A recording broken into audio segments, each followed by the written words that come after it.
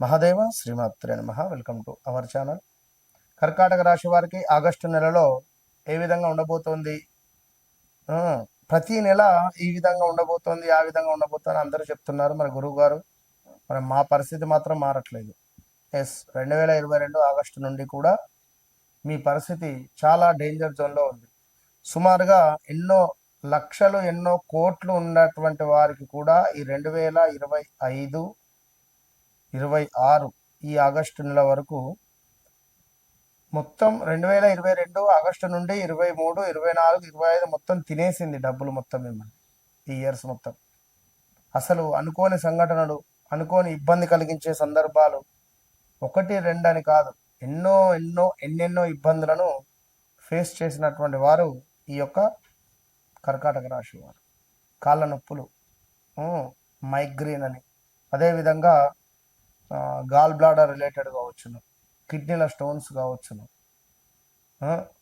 10 mm 8 mm stones ఉండడాలు, surgery అది కాస్త చేయించుకోవడాలు, property కోల్పోవడాలు, ఎంతో ఇష్టంగా కట్టుకున్నటువంటి ఇల్లు అమ్ముకునేటువంటి పరిస్థితులు, ఇంట్లో పెంపుడు జంతువులు మరణించడం, ఇలా ఎన్నెన్నో కూడా ఇబ్బందులు ఫేస్ చేసినటువంటి వారు చాలామంది ఉన్నారు.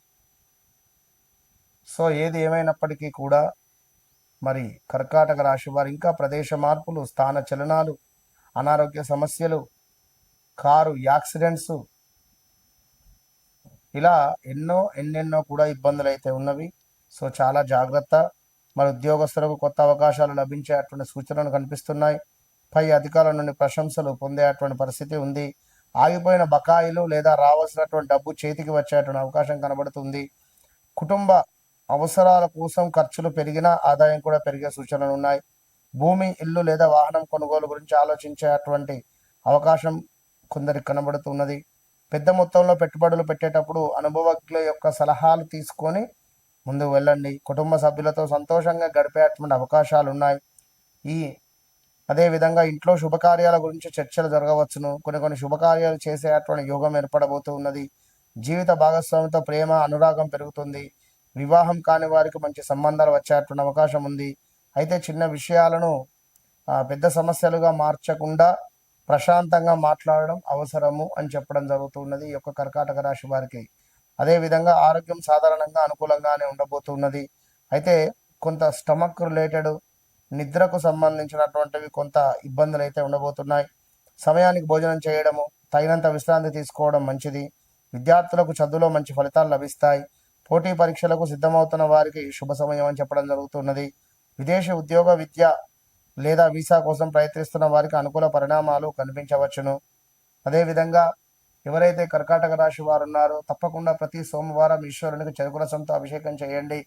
మిరియాలను పొడిగా చేసి నీటిలో కలిపి అభిషేకం చేయడం ద్వారా కూడా మంచి ఫలితాలు కనిపిస్తున్నాయి. పాలు, బియ్యము, తెల్లని వస్త్రాలను దానంగా ఇచ్చుకుంటే మంచిది. ప్రతి శుక్రవారం మహాలక్ష్మి అమ్మవారికి కొంత కొబ్బరితో చేసినటువంటి స్వీట్ను, కొబ్బరి ఉండలు చేసి అమ్మవారికి నివేదన చేసి నలుగురికి పంచడం ద్వారా మంచి లభించేటువంటి పరిస్థితి ఉంటుంది.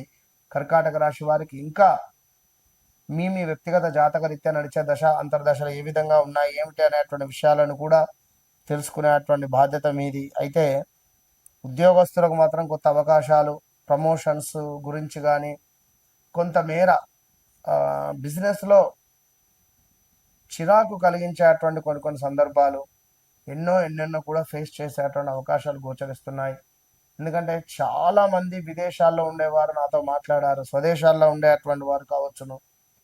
గురుగారు మాకు ఎంతో పెద్ద లాస్ వచ్చింది అని కానీ, చాలా ఇబ్బంది కలిగించేటువంటి సందర్భాలు కానీ, ఇలా ఎన్నెన్నో కూడా అంటే మీ తండ్రి గారికి సంబంధించినటువంటి ఆస్తి లావాదేవీలకు సంబంధించినటువంటి దాంట్లో కూడా కొంత మనకు శుభం కలిగించేటువంటి పరిస్థితులు అయితే ఉన్నవి. సో ఏది ఏమైనప్పటికీ కూడా కర్కాటక రాశి వారు ఖచ్చితంగా మీ నీడను కూడా మీరు నమ్మొద్దు. వివాహం కాని వారికి వివాహ ప్రయత్నాలు అయితే ముందుకు వెళ్తున్నాయి. కొత్త వ్యక్తుల పరిచయాలు కూడా ఏర్పడబోయేటువంటి పరిస్థితి ఉన్నది. అదేవిధంగా కొంత లావు పెరిగే పరిస్థితి ఉంది రాబోయే రోజులలో. అలా సడన్గా కొత్త అవకాశాలు కూడా వచ్చే పరిస్థితులు అయితే ఉన్నవి.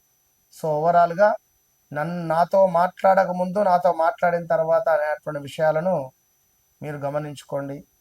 నేను ఒకటే చెప్తున్నాను, నన్ను కలవక ముందు కలిసిన తర్వాత, సో అదే విధంగా నాతో మాట్లాడక ముందు మాట్లాడిన తర్వాత, ఎందుకు చెప్తున్నాను అంటే తప్పకుండా మీ జీవితంలో జరిగేటువంటి ప్రతి సంఘటనలు నీకు నాకు మాత్రమే తెలుసు.